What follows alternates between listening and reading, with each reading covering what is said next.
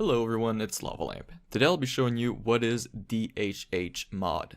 DHH mod is a overall quality enhancer for your Project I game. Once you're in your studio, press P. It should open DHH graphics. Now this here is a default scene. I did not do anything to tweak it. So yeah, you'll see once you got the mod installed, it should automatically enhance the quality a bit.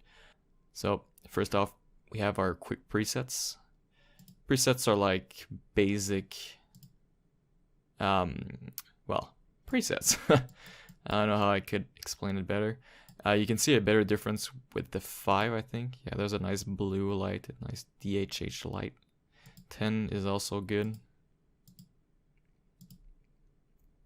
I don't know what the hell is 7, but it's there if you want it. Maybe it could give a little manga look. Oh yeah, that could be cool. Look at that. It's pretty nifty. So, what I'm gonna do is I'm gonna stick to 1. And yeah, I'm gonna go to this here. Backlights is the, well, pretty sure you understand it's the backlight intensity. And turned off my backlights in my studio off, so they should not be working. Next off, we can actually choose which HDR background we have. There are 5 presets over here from 1 to 5. You can actually add your own HDR images by pressing custom HDR, excuse me. So what I noticed is most of these are going to come out very blurry and pixel-ish. No matter how large or how high definition the picture is, you can still see these nasty pixels in the background. So yeah, that's too bad. There's probably a very simple fix to this, but I just do not know it yet. Next off, we have our Hdi Exposure. This is how high the light is going to come out of your HDRI picture. To see better your HDR color, what you should do is go into character lights and turn it completely off. Once this is off, you have a better visualization sorry, of the color your image is broadcasting on your character. To give it even more lighting, go to environment lighting intensity and switch it off, up or down. You can also tweak the rotation of your HDRI picture, which is very useful if you want to change where the light is coming from.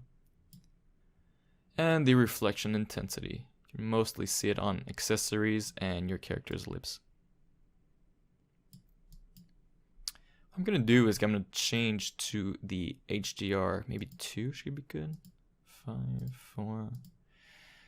Let's stick with, why not this one? So this is the main light, I think, over here that we turned off. Huh, maybe not. Still going to turn this one off because the one that is really nice is enable DHH light. Just give you a nice light that you can change the color, the shadow intensity, and even the rotation. So there is not a color picker yet, so what you need to do is go through these tedious sliders. This may change in the future, probably will. Not sure if the modder is still invested in this one. But here is light rotation. I'm gonna give it a nice side. You know what? I like this little gloss on the lips. Yeah, that'll do fine. Maybe gonna reduce the intensity a bit. It's weird because there's a big pink light with the background completely green. Next off, we have graphic settings. You know what? I'm gonna change this light to something more fitting to this environment.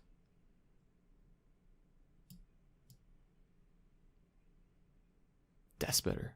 Sorry.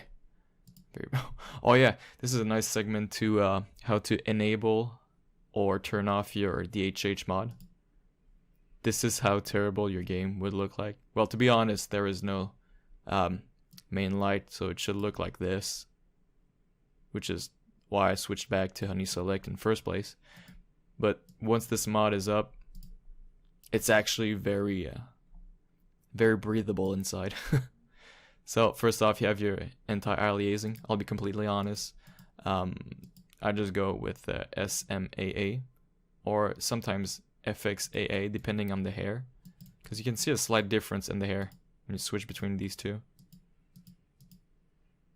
I like SMAA a little better than this one over here.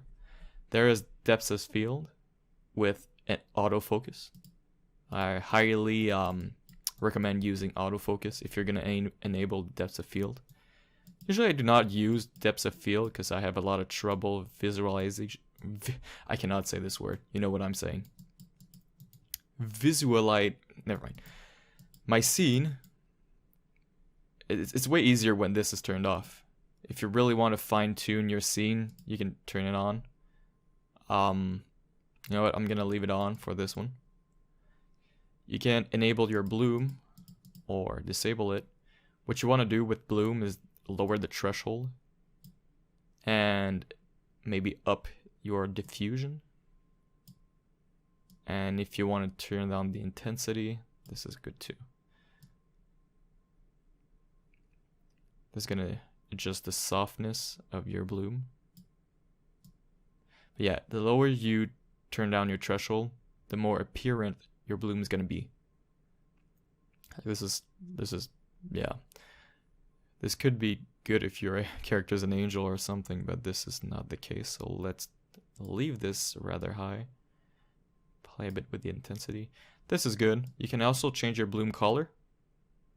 Oh, this is cool. I like it. I like it this way over here. This is nice.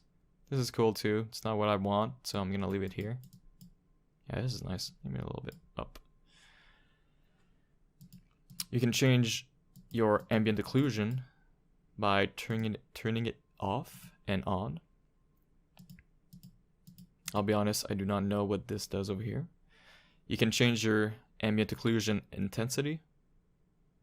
Wow, this is scary. This is almost demonic looking. I'll leave it at about 0.85 is good. I like to give a little cartoonish vibe, and I feel as if the more ambient occlusion there is, without it looking like this, gives a more cartoony vibe to any character. Most people would think the opposite, having less is better, but I think this is nice. You can also change the color to give it a little bit more of an alive vibe rather than dark. I'll leave it a little bit of red in there, because why not? Here is color grading. Color grading is also very important if you want to have a very personalized vibe to your picture. I kind of like it this way. I usually do not mess around with these a lot, but you have some nice settings. If you want to do a specific scene, like this is depending on the background, I'd say it's a much more hot scene than a cold one. So I would go over here and turn this up, and already you can feel as if the scene is way hotter than it used to be. In temperature, I mean. You know what I mean. Post exposure. This is nice. It gives a nice sunset vibe. I like this a lot.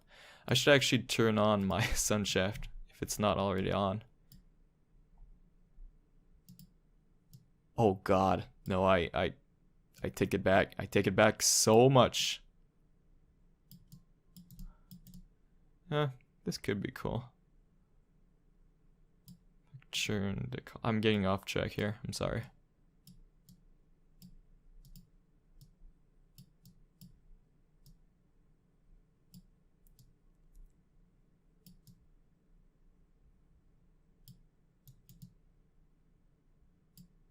Yeah, I'm gonna let this off.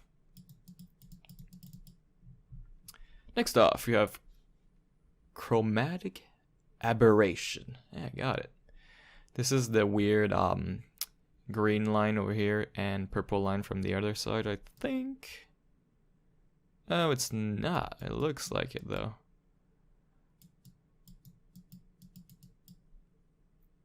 Well, you can see over here, there's a big, nice blue line over here and red line under. It gives this almost VR look. Well, there's not much more to speak about this one. I'm going to turn this down a lot because you can see it stretches the edge a little bit, and I do not like that. It could be good for certain scenes though, but for this one, let's leave it at that. And there you have the vignette. Vignette smoothness is what you want. And lower it down a bit. This is starting to look pretty good. You have your motion blur over here, which is when you move, it's supposed to blur. Never really saw it in action too much. I can't see the blur. But yeah, maybe it's just me. And screen space reflection. Works better when you have probes in, but for this case, there is none, so it's okay. So that pretty much concludes everything there is in the graphics settings. Fun little thing you can do is change the language. Never really change it. I'm English, so, well, I'm French, but whatever. What you can do is restore all your settings to default. You can save your settings, which is really nice. If I want to save this sunset vibe, I can just do it by pressing save settings. You know what, I'll do that and I'm gonna include it into the description so that you guys can actually use this preset in your characters if you like it. That way you don't need to mix all these things up at the same time I'm doing it, if you're not doing it already. What is cool is you can load setting files. I have a nice setting file. I save it up over here. Go to my downloads. There it is, character creator. It is a file that another user, I forgot his name. Sorry. It doesn't really matter. You open it up and it should load the settings very easily. I like the rotation position. This is nice. Oh yeah, I forgot. I thought I didn't save my last preset. Anyway, this is pretty much it.